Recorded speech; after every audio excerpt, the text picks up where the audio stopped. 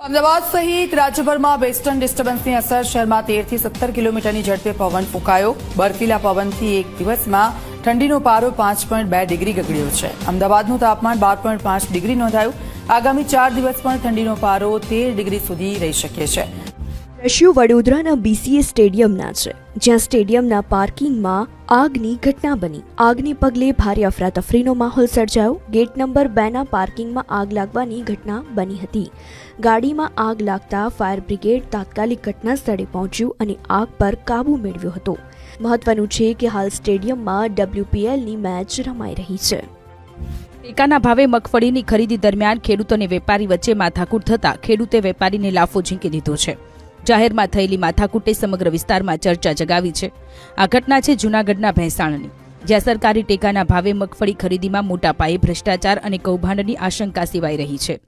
નબળી ગુણવત્તાની મગફળી સરકારી ખાતામાં પધરાવવા ખેડૂત અને વેપારીની મિલીભગતનો પર્દાફાશ થયો હતો। આ ઉપરાંત પૈસાની લેતી દેતી અને મગફળી સ્વીકારવા બાબતે ખેડૂત વેપારી વચ્ચે વિવાદ વકરતા મામલો પોલીસ સ્ટેશને પહોંચ્યો હતો। તાલુકા પંચાયત સભ્ય દ્વારા અંદાજે 3000 ખેડૂતોના નામે ગંભીર પ્રકારની ગેરરીતિ થઈ હોવાનો આક્ષેપ કરવામાં આવ્યો છે। ફક્ત ભેંસાણ પંથકમાં જ અંદાજિત 6 જેટલી અલગ અલગ જગ્યાઓ પર મોટા પાયે ગોલમાલ થઈ હોવાની પ્રબળ આશંકા છે। તો આ તરફ ખેડૂત અને વેપારીના આંતરિક વિવાદે સરકારી તંત્રની મગફળી ખરીદીની પ્રક્રિયાને શંકાના દાયરામાં લાવી દીધી છે। સુરતમાં 3500 કરોડના ડાયમંડ બોર્ડ્સની સામે કચરાનો પહાડ ઉભો થયો છે। જી હા, સુરત ડાયમંડ બોર્ડ્સ વિશ્વનું સૌથી મોટું ઇન્ટરકનેક્ટેડ બિલ્ડિંગ। ગંદકીના સામ્રાજ્યના કારણે ડાયમંડ બોર્ડ્સમાં 80% ઓફિસ ખાલી છે।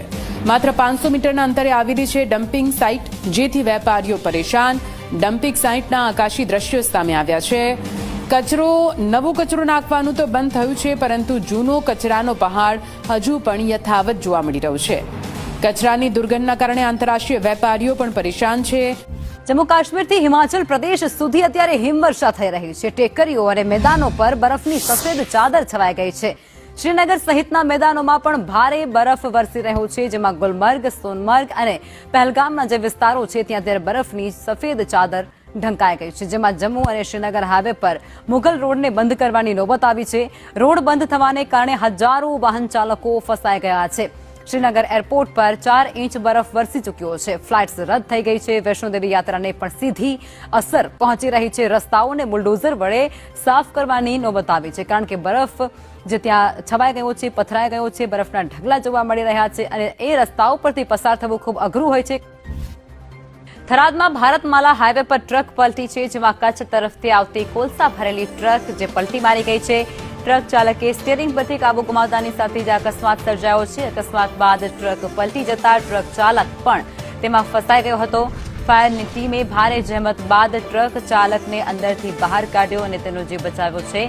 અને આ તરફ અફઘાનિસ્તાનમાં પણ ભારે હિમવર્ષા થઈ રહી છે અને વરસાદને કારણે તબાહીના દ્રશ્યો સામે આવ્યા છે। અફઘાનિસ્તાનમાં 3 દિવસમાં 61 લોકોના મોત નીપજ્યા છે। ભારે હિમવર્ષા અને આ વરસાદથી સૌથી વધુ વ્યક્તિઓ ઘાયલ થયા છે।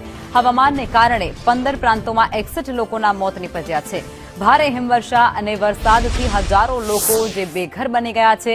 કેટલાક વિસ્તારોમાં પહોંચવું તંત્ર માટે પણ મોટો પડકાર થઈ રહ્યો છે અને ત્યાં ફસાયેલા લોકોનું રેસ્ક્યુ કરવામાં પણ તંત્ર ક્યાંક પાંગળું સાબિત થઈ રહ્યું છે।